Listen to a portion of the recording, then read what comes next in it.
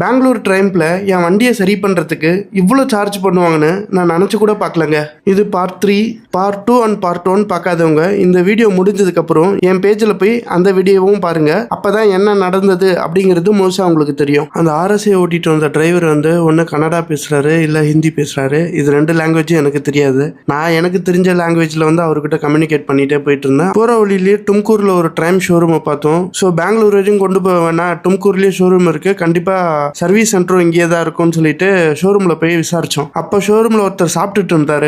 அவர் உடனே வந்து இந்த ஷோரூமே இப்போ தான் பில் பண்ணிட்டு இருக்கோம், இன்னும் ஷோரூமே இங்கே ஓப்பன் ஆகல, சர்வீஸ் சென்டர் எப்படி இருக்கும், பெங்களூர் தான் நீங்கள் கொண்டு போகணும், இங்கே சர்வீஸ் சென்டர் இப்போதைக்கு இல்லை அப்படின்னு சொல்லிட்டு சொன்னார். போகிற வழியிலே பெங்களூர் கங்கா நகரில் வந்து கிவராஜ் டைம்போட சர்வீஸ் சென்டர் இருந்தது. அதுதான் நாங்கள் போகிற வழியில் வந்து கொஞ்சம் கிட்டக்க காமிச்சது. டைம் வேஸ்ட் பண்ணோம்னா அங்கேயே போயிடலாம் அப்படின்னு சொல்லிட்டு அங்கே போயிட்டோம். அங்கே போயிட்டு பார்த்தா யாருமே இல்லை, வாட்ச்மேன் கூட இல்லை.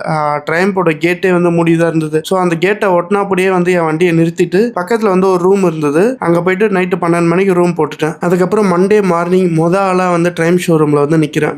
பைக்கே என் பைக்கு தான். இந்த மாதிரி எல்லாமே எக்ஸ்பிளைன் பண்ணேன், வண்டி எப்படி நின்றுச்சு அப்படின்னு சொல்லிட்டு. இது காயில் இஷ்யூவாக இருக்கும், அப்படி இல்லாட்டி பேட்டரி இஷ்யூவாக இருக்கும், அப்புறம் வேற ஏதாவது ஒரு இஷ்யூவாக கூட இருக்கலாம் அப்படின்னு சொல்லிட்டு சொன்னாங்க. இனிஷியலாக அவங்க என்ன சொன்னாங்கன்னா, இது சின்ன இஷ்யூவாக இருந்ததுன்னா இன்னைக்கே நாங்கள் சரி பண்ணி கொடுத்துருவோம், இல்லை இது பெரிய இஷ்யூவாக இருந்ததுன்னா 2 நாள் எங்களுக்கு கண்டிப்பாக டைம் வேணும் அப்படின்னு சொல்லியிருந்தாங்க. சரி முதல்ல நீங்கள் என் பைக்கை பாருங்க அப்படின்னு சொல்லி சொன்னேன். செக் பண்ணி பார்த்துட்டு இது வந்து காயில் இஷ்யூ தான் அப்படின்னு சொல்லிட்டு கன்ஃபார்ம் பண்ணிட்டாங்க. காயில் இஷ்யூன்னு கன்ஃபார்ம் பண்ண உடனே நான் கேட்டேன், இது வாரண்டியில் கவர் ஆகுமா அப்படின்னு சொல்லி கேட்டேன். கண்டிப்பாக இது வாரண்டியில் கவர் ஆகும், நீங்கள் கொஞ்சம் நேரம் வெயிட் பண்ணுங்கன்னு சொல்லிட்டு என்னோட ஆர்சி புக் காப்பியும் இன்சூரன்ஸ் காப்பியும் கேட்டிருந்தாங்க. உடனே நான் எல்லாத்தையும் வாட்ஸ்அப்பில் அனுப்பிச்சு விட்டேன். அதுக்கப்புறம் அவங்க அதை எல்லாத்தையும் வச்சு ஆன்லைனில் வந்து அப்ளை பண்ணாங்க அவங்களோட ஹெட் ஆஃபீஸ்க்கு. இந்த வாரண்டியில் கவர் ஆகிறதுக்காக தான் வந்து இந்த ப்ராசஸ் வந்து கொஞ்சம் டிலே ஆயிடுச்சு. இந்த டாக்குமெண்ட்லாம் அவங்க ஹெட் ஆஃபீஸுக்கு போய் அங்கேருந்து அப்ரூவ் ஆகி வரதுக்கு வந்து ஒரு 3 hours to 4 hours ஆயிடுச்சு. அதுக்கப்புறம் அவங்க வேலையை ஸ்டார்ட் பண்ணி கச்சிதமாக முடிச்சு கொடுத்தாங்க. இந்த ப்ராசஸில் பேட்டரி வேற ஃபுல்லாக டெட் ஆயிடுச்சு. ஸோ பேட்டரியை மாற்றி தான் ஆகணும் அப்படின்னு சொல்லிட்டு அவங்க சைட்லேருந்து ரெக்வஸ்ட் பண்ணாங்க. சரி பேட்டரியை மாற்றிடுங்கன்னு சொன்ன உடனே புது பேட்டரியை மாற்றிட்டு அந்த புது பேட்டரிக்கு வந்து வாரண்டி முதற்கொண்டு எல்லாமே எங்களுக்கு அப்ளை பண்ணி கொடுத்துட்டாங்க. என்னோட டோட்டல் பில் வந்து இந்த சர்வீஸ்க்கு வந்து 3600 ஆச்சு. அதுக்கப்புறம் வண்டியை ஸ்டார்ட் பண்ணி ஓட்டி பார்த்தேன், வண்டி பக்காவாக ஓடிச்சு.